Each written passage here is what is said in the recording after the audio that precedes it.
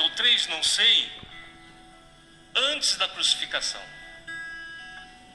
Jesus já sabia que ele ia para a cruz.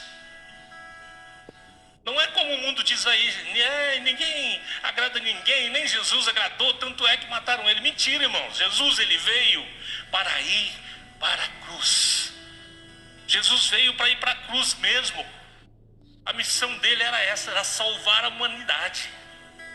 Era trazer reconciliação entre o homem e Deus. Ele sabia que o momento dele estava chegando. Certa feita ele disse para os discípulos: a minha hora já é chegada.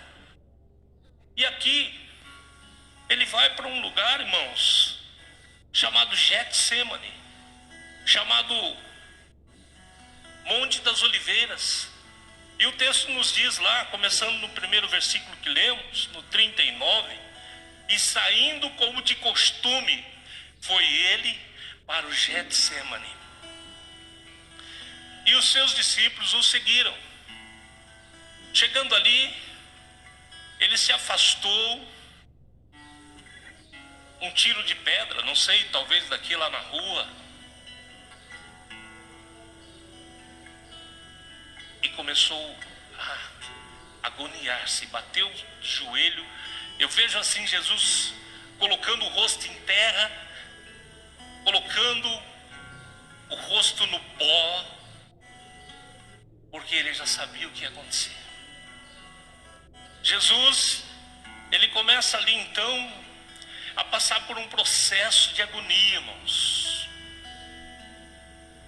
Numa situação tão terrível, ele começou a agoniar-se de uma maneira que o texto nos diz que começou a suar tanto que o suor dele começou ali pingar na terra gotas de sangue. O que? Sabia o que ia acontecer. Aí ele começou ali a pensar no cálice que ele ia tomar, cálice amargo que estava por vir. Não tinha ninguém. Ele teria que tomar esse cálice. O cálice que transforma-se para nós no cálice da salvação. No cálice amargo que Jesus tomou, nós vemos a reconciliação do Pai com a humanidade, Deus com os homens. E Jesus sabia, ele disse: Pai, eu não sei se eu vou conseguir. Jesus estava ali como eu e você, irmão. Era o Filho de Deus, o Verbo que se fez carne e habitou entre nós, mas naquele momento ele era um homem como eu e você. Sentia as mesmas dores. Era tentado aos mesmos pecados, mas a Bíblia diz que ele não teve dolo algum, ele não teve pecado nenhum.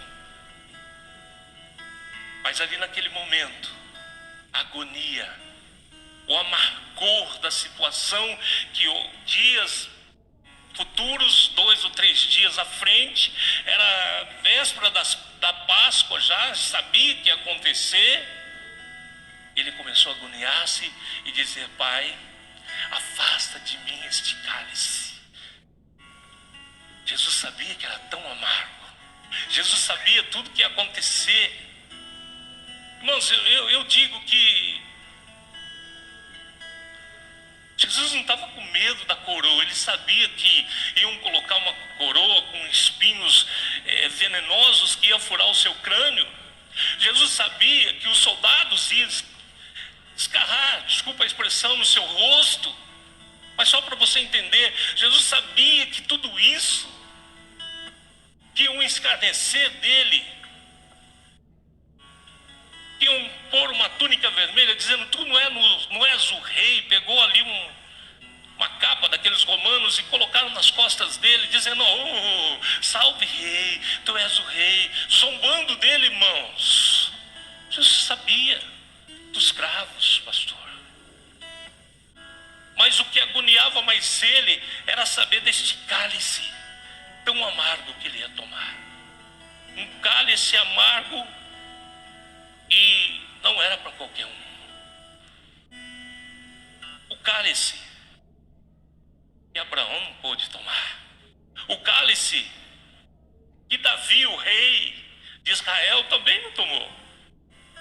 O cálice que Moisés, que tirou o povo do Egito, ele não era apto para tomar. Porque havia, através do tomar esse cálice, uma dívida a ser paga. Eles não podiam. Os profetas maiores, os profetas menores também não podiam. Era ele mesmo. E ele sabia disso. E o milagre, irmãos, da reconciliação, da salvação.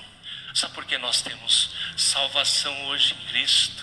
Sabe por que nós podemos ter convicção que nós vamos morar na glória com Ele? Porque Ele tomou esse cálice. E o Senhor disse para mim que nesse cálice tinha as coisas tão terríveis, tão amargas,